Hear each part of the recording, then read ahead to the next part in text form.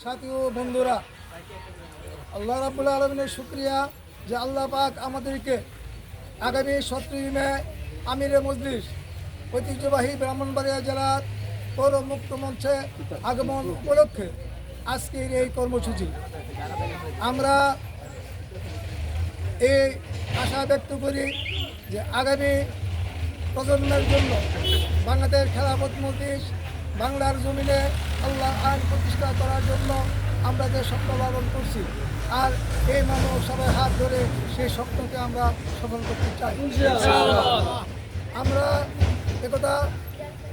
দৃঢ়ভাবে বলতে চাই, দুনিয়ার কোনো আইন, দুনিয়ার কোনো তন্ত্রমন্ত্র,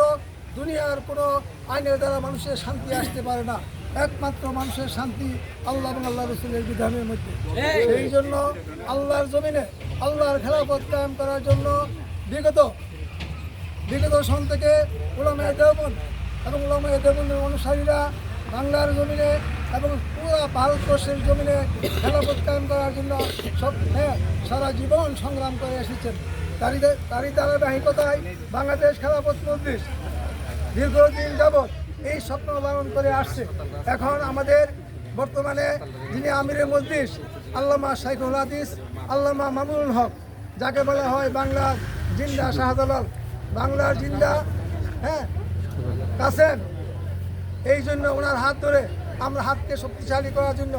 বিজয়নগর উপজেলা তথা ব্রাহ্মণবাড়িয়া জেলার সমস্ত আপামর জনগণকে বাংলাদেশ খেলাফত মজলিসে যোগদান করে আল্লাহর জমিনে আল্লাহর খেলাফত কায়েম করার জন্য মামুনুল হক সাহেবের হাতকে শক্ত করার জন্য উদাত্ত আহ্বান রেখে আমি আমার